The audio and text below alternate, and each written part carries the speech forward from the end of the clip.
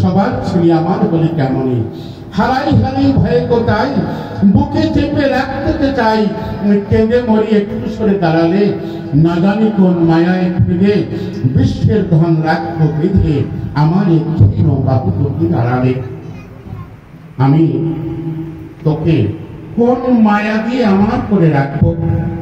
আমার সমস্ত কালের, আমার অনন্তকালের ইচ্ছার বহিঃপ্রকাশ তাই তুই। বিশ্বকবি রবীন্দ্রনাথের আত্মা, মুমুক্ষু আত্মা মহাশূন্য থেকে বারবার বলছে, মা আমি আসবো, আমাকে একটু জায়গা দাও। কোন মা এখনো কবিকে জায়গা দিতে পারেনি, কেন বলুন তো? কয়থু প্রহ্লাদের মা, প্রহ্লাদ যখন গর্ভে ছিল তখন হরিনাম করতেন।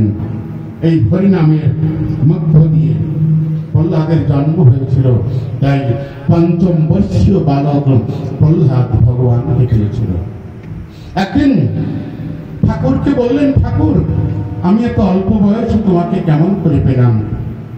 তখন দূরে এক শ্বেত পর্বত নির্দেশ করে তর্জনী দিয়ে বলছে, ওই দেখো একটি সাদা পাহাড়। বলছে, হ্যাঁ দেখেছি। তোমার জন্মের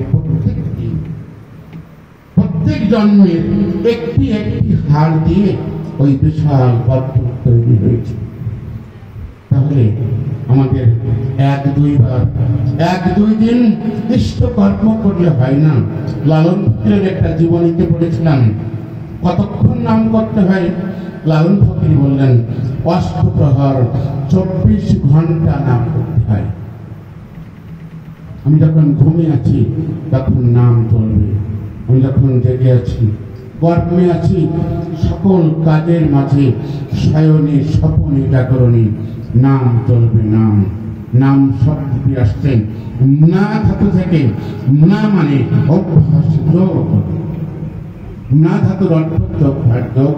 ভগবান শ্রীকৃষ্ণ 6ষ্ঠ অধ্যায়ের 35 নম্বর শ্লোকে অর্জুনকে বলছেন, অসংশয়ান মহাবাহ মন দুর্নিগ্রহং চলম অভ্যাসেন তু তরুণ বৈরাগ্যের উচ্চতি। হে অর্জুন, একমাত্র অভ্যাস আর বৈরাগ্যের বলে চঞ্চল মনকে বশে আনা যায়। আর যা কিছু করি সবই অসার। একমাত্র সার হচ্ছে গুরুর চরণ। এই গুরু তত্ত্ব, এই গুরুর শরণ, গুরুর মনন, আর হচ্ছে সাধু সঙ্গ। হারানো ধন পাওয়া যায় ভাই সাধুর বাজারে।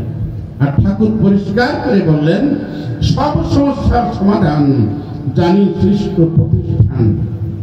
ইউনিভার্সিটিতে কত রকমের সাবজেক্ট পড়ানো হয়, কত সাবজেক্টে পিএইচডি দেওয়া হয়, কিন্তু সকল বিদ্যার সেরা বিদ্যা কি?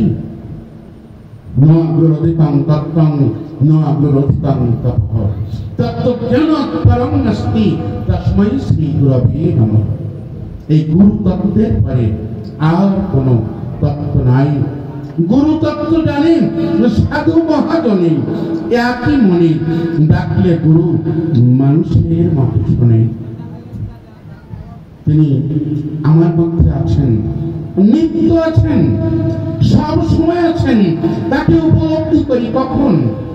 সে আর লালন একখানে রয়, তবু লক্ষ যোজন ঠাকরে বাড়ির পাশে আসছি নগর, সেখানে এক কলসি বাস করে।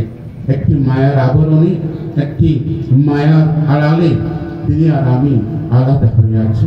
যখন আমার সমস্ত কামনা, সমস্ত